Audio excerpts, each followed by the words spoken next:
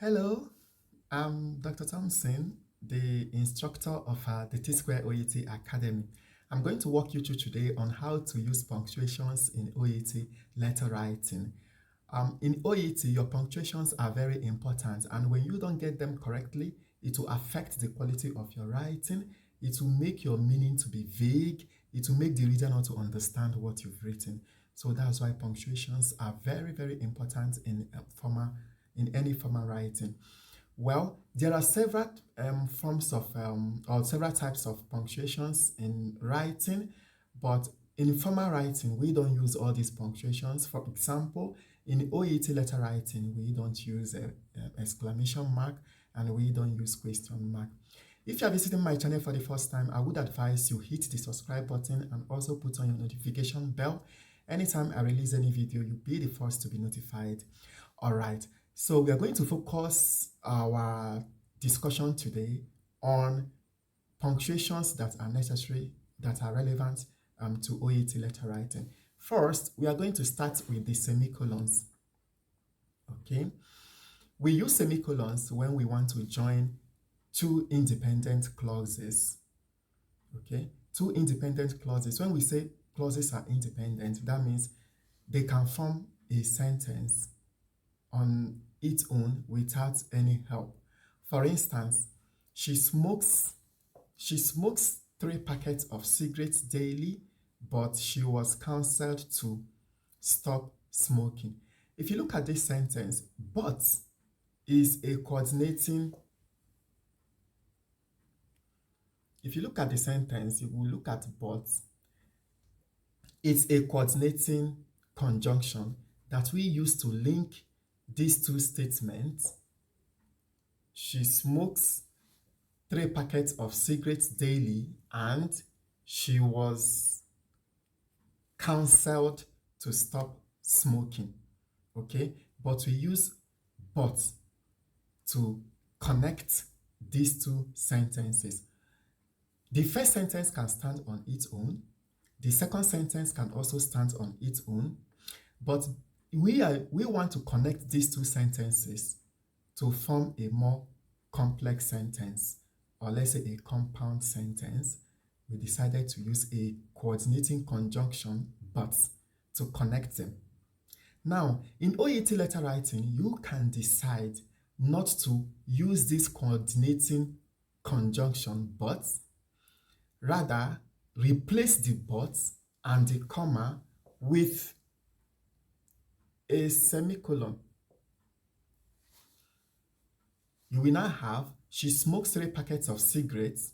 She was counseled to stop smoking. Okay, let's delete this. All right, let's also take a look at this second statement. Okay, let's also look at this second statement. She is married with 3 children and her husband is supportive. She's married with 3 children and her husband is supportive. The first statement here is she is married with 3 children. The second statement is her husband is supportive. Now, we use a coordinating conjunction and to join these two sentences to make a compound, or let's say a compound statement here. Now, okay, if you look at these two sentences now, in writing, we can decide to remove the and replace it with a conjunction, and replace it with a semicolon, sorry. So in this case, look at this second statement. We've replaced the and with a semicolon. Therefore, both the and the semicolon and the comma used, we've removed these two and replaced them with this semicolon. And we now have, she is married with 3 children. Her husband is supportive. Okay. Take notes. There are some things that you don't do when using a semicolon. First, look at this first statement. Miss Jones presented with a fever. She is married with 3 children. If you look at these statements, if you look at these two statements, the first is Miss Jones is married. Miss Jones presented with a fever. The second is she is married with 3 children. If you look at these two statements now, they are not related. One is talking about Miss Jones presenting with a fever, like talking about the symptom, while the second one is talking about a different thing altogether, the family history per se. So these two statements are not related. Therefore, you cannot use a semicolon to join these two statements. You can't use a semicolon to join this statement. All right, so let's also look at the second statement here. The first is she smokes 2 packets of cigarettes daily. This is the first. She smoked 3 packets of cigarettes daily. The second is she was counseled to stop smoking. In this second example, these two statements, they are actually related. But the problem with this sentence is we used a capital letter to start the second statement. This is also wrong. Why using a semicolon to connect these two sentences? Although here, these two sentences, they are related. She smokes 3 packets of cigarettes daily. She was counseled to stop smoking. We are still talking about the cigarette smoking here. So the two sentences are related. In this case, you can actually join the two sentences with a semicolon. But why this is wrong is because we started the second statement with a capital letter S, which is wrong. So why connecting two sentences together, using two related sentences together to form a sentence, or let me say 2 related clauses in this case, together to form a sentence, you are not supposed to start the second sentence with a capital letter. Now, let's look at the third example. The third example here, we said, although Mrs. Sharma is stable, second statement said she would still need to be monitored. Although Mrs. Sharma is stable, she would still need to be monitored. Well, these two statements, they are talking about Mrs. Sharma's stability. Okay, they are related, they can be joined together. But the problem with these two statements is that, remember, we don't join independent sentence with a dependent sentence using a semicolon. So the two sentences should be able to stand alone. For instance, if you want these two statements to stand alone, you can see that one of them cannot stand alone. Look at the first one. If we decide to remove the second part and say, although Mrs. Sharma is stable, someone will be waiting for what now happens. Mrs. Sharma is stable. So it's actually a dependent sentence. So you cannot join two sentences that are not independent. When one is dependent on the other, you cannot use a semicolon to join it. But if you look at the second statement, she would still need to be monitored. This is a complete statement. It can stand on its own, just that the first cannot stand on its own. So you cannot join them using a semicolon. So overall, first, the two sentences you have to join with a semicolon should be related. That's why this one is cancelled. Secondly, the two statements you have to join, the second statement must start with a small letter and not a capital letter. That's why this is also wrong. Thirdly, you cannot join two statements if one of them is dependent on the other. You cannot use a semicolon to join them. Rather, you use a comma to do that. Okay, let's just wipe this again. All right. Okay, now we also use semicolons with conjunctive adverbs. Conjunctive adverbs. For example, when you are using however in the middle of a sentence, when you are using in addition, in contrast to, furthermore, moreover. All these are conjunctive adverbs. Now look at this first statement. She was prescribed penicillin and paracetamol. We used a semicolon. However, she has not been compliant with the medications. Remember again, these two statements, they are also related, okay? Now, we want to join them together.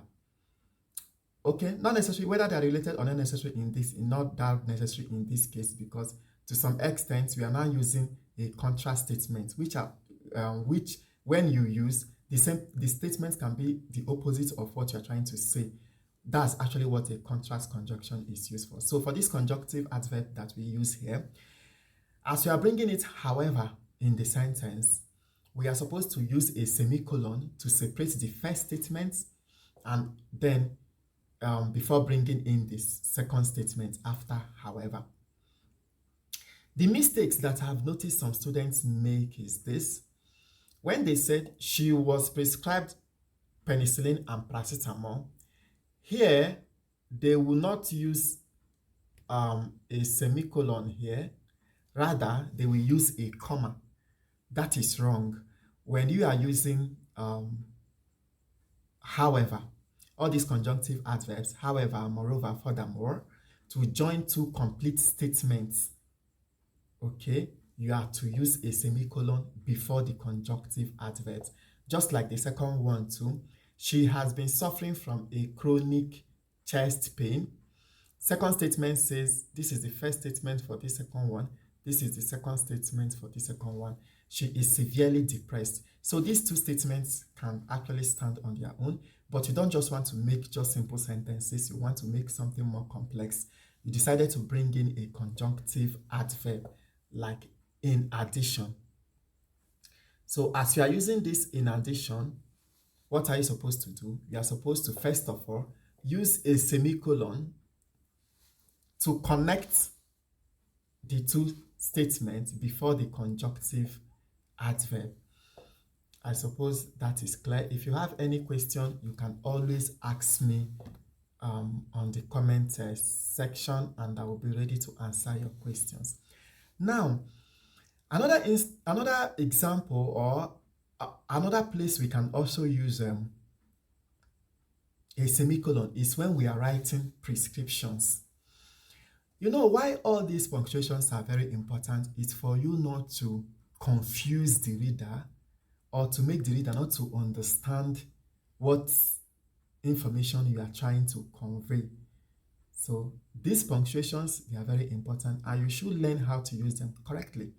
Now, when you are writing a prescription, look at this prescription that is written here.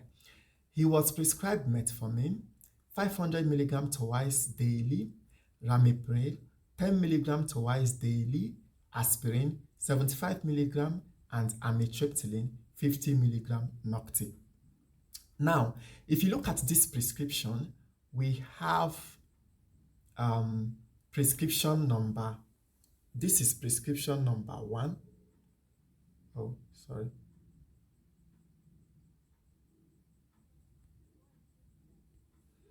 Okay, this is prescription number 1. This is prescription number 1. Okay, this is prescription number 2.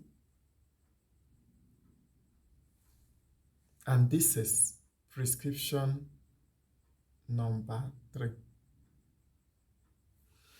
Now, when you have several prescriptions like this, what are you supposed to do? For each prescription, you will separate each prescription from the next using a semicolon. After daily, you can see the semicolon there. We first of all prescribe metformin 500 milligrams twice daily. We use a semicolon to separate it from the ramipril 10 milligram daily. We use a semicolon again to separate it from, okay, I think I'm making a mistake. To use a semicolon to separate it from aspirin 75 milligram. We actually have 4 prescriptions. This is prescription number 4, not 3. Why this is prescription number 3 and this is prescription number 2. So we use a semicolon to separate ramipril 10 milligram daily from aspirin 75 milligram daily. The last two prescriptions, no need adding another semicolon after 75 milligram daily for aspirin. You will now use a conjunction to connect the last two prescriptions. So look at this very carefully, because I have whenever I'm reviewing my students' letters, sometimes they make mistakes with this with prescriptions, and this is how you should write your prescriptions correctly in order not to confuse your reader. Because by the time you put a comma after metformin and put another comma after daily and put another comma after, you confuse your reader. Okay, and metformin is the drug. It should be separated from the dosage with a comma. So the right thing to use after that should be a semicolon and not another comma. All right, so let's clean this up. All right, I think that's all we can take for semicolons. Another thing you also note about semicolon is this. Let's go back a little bit. Let me just say it before we move on. Another thing you will notice about semicolon is this. Whenever you are using a semicolon, whenever you are using a conjunction, and you don't use a semicolon with a conjunction, okay? Like in the first one, we have to remove the conjunction even with each comma and replace it with a semicolon. So let's move forward. All right, let's look at commas. We use comma before a coordinating conjunction to join two independent ideas. Okay, and what are these coordinative conjunctions? Like the and, but, yet, so, for example. All these are coordinative conjunctions. So when you are using coordinative conjunction in a sentence to join two independent sentences, the first sentence should be cut off first with a comma. The first sentence should be cut off first, just like this, with a comma. Then you bring in your conjunction and before you write the other independent sentence. Remember what I told you about independent sentence, meaning independent clause, meaning if you separate these two clauses, they can stand without any support. They can stand on their own. For example, Mr. Smith had 2 episodes of vomiting, can stand as a sentence. He is having frequent headaches, can also stand as a sentence. If you don't want to join them together to make your sentence more complex, you should use a coordinative linker. In this case, we are trying to add two information together. So the right coordinative conjunction to use will be and. In this case, because we are still talking about another symptom, we want to add another symptom.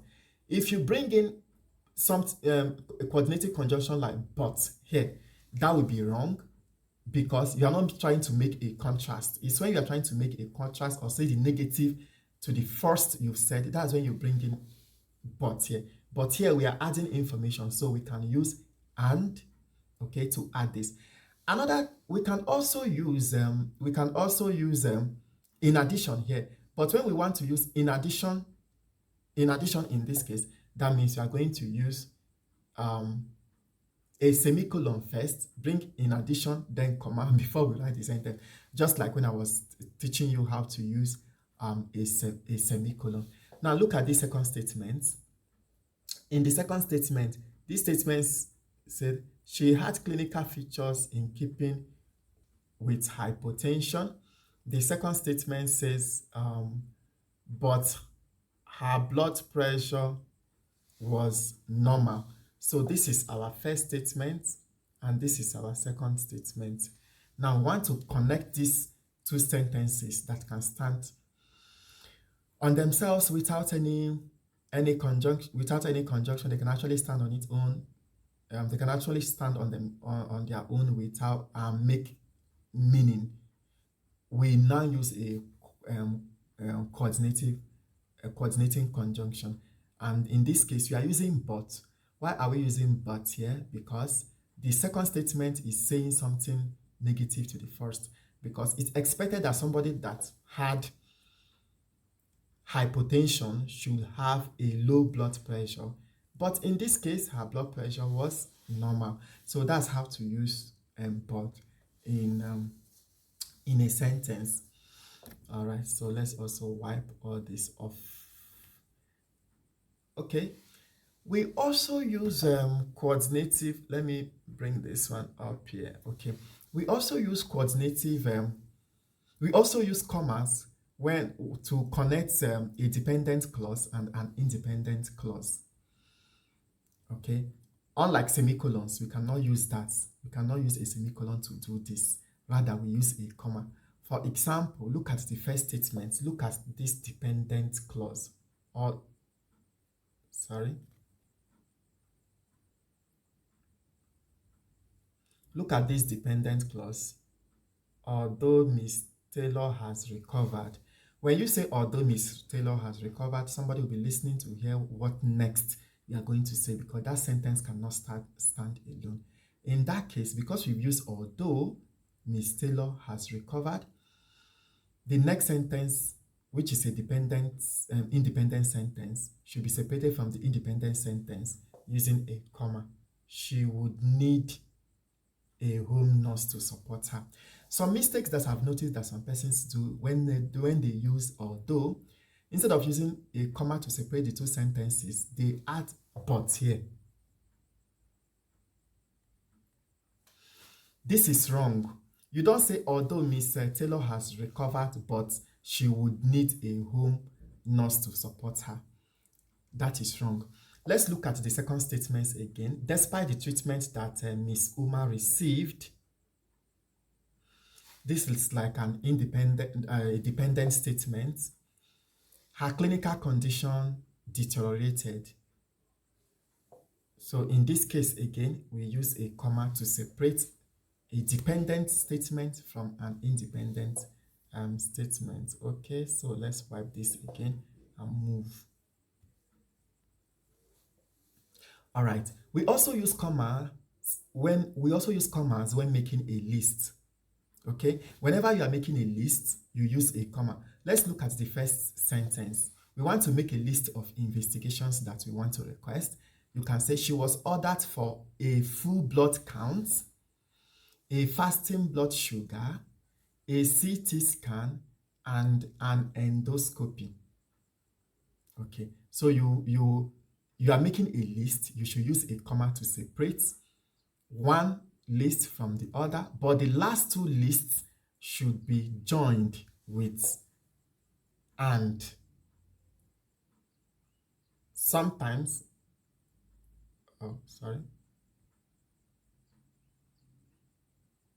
okay, should be joined with and, the last two lists. Sometimes you can use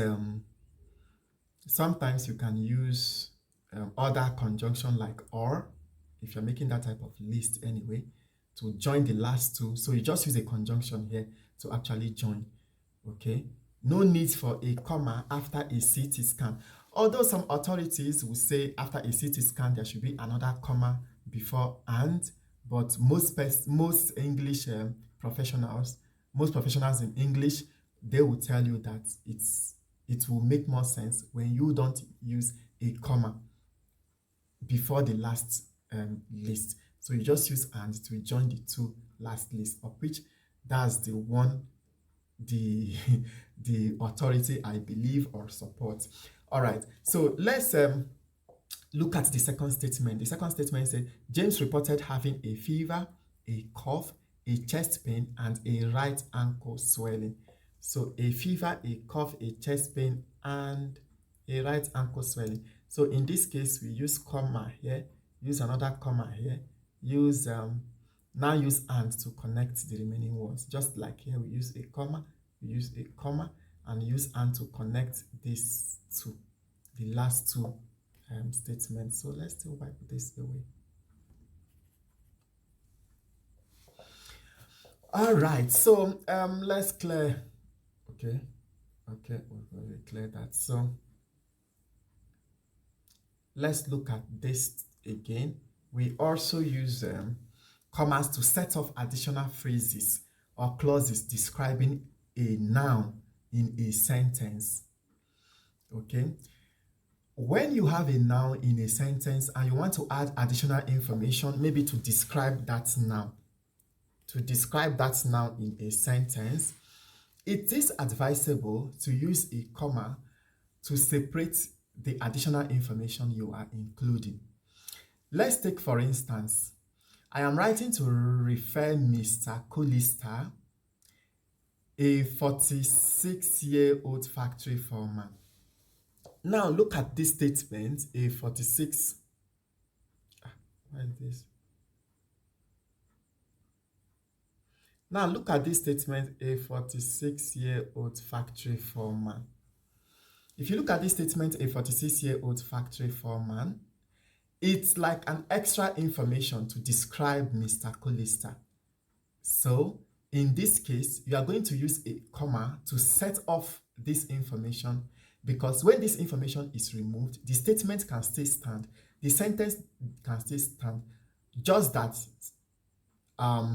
some details will now be missing. For instance, we can say, I am writing to refer Mr. Collister, whose clinical features and blood sugar tests are suggestive of type 2 diabetes mellitus with complications. Meaning, this statement can stand without this a 46-year-old factory foreman. But because we want to introduce our patient better, and we want to add additional information to describe this our patient to the reader, we introduce this additional information. Meaning, we have to use semicolon before that information and semicolon. I say semicolon, sorry. I meant a comma. You have to use a comma before that piece of information and a comma after that piece of information, just as it's written here. Okay, so let's also look at the second statement. So if you look at the second statement, she complained of a severe chest pain, crushing in nature, that started 2 weeks ago. So let's look at this extra information we added here. Crushing in nature. We can actually say she complained of a severe pain that started 2 weeks ago. But because we are introducing, we are adding extra information, we will use a comma to separate the two, to separate this additional information.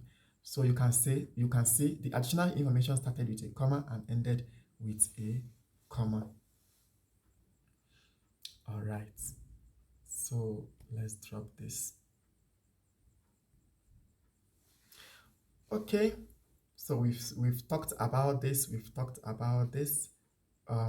Now we also use comma in prescription writing too. We use the comma to separate the name of the drug from the dosages, just like this. Metformin, you use a comma to separate it from the dosages, that's the dose and the duration. Ramipril, we use a comma to separate it from the dose and the duration. Aspirin, we use a comma. Okay, it was not added there, but there should be a comma there to separate it from the dose and the duration. And amitriptyline, we also use a comma to separate it from its dose and the duration. So whenever you are writing a prescription, always use a comma to separate the drug from the use a comma to separate the drug from the dosage. All right, you can also join my community on YouTube. When you sign in into your YouTube, just search for the T-Square. Okay, when you search for this T-Square, this is my channel. You go to the you click on my logo. When you click on my logo, you see all this. To see all my videos, you can click on these videos. It will show you all my tutorial. If you want to search them through playlist, you can click here. Then this is my community on YouTube. So if you come to the community, you will see on this community here I release a lot of questions that can also help you. So these are questions, different questions, mistakes that I've noticed in writing. There are a lot of them. So you can answer these questions. It will help you to boost your writing too. So if you like my tutorial, guys, please hit the subscribe button and also like my videos. You can also share my tutorials with other students preparing for OET. I love you guys. Bye. Well, before I say goodbye, if you want to reach out to me, you want your letter to be assessed, you want your speaking to be assessed, I also render such services, but with just a little token. So you can reach me through these numbers or through my Gmail or through my Instagram. All right. Thank you very much, guys. Bye.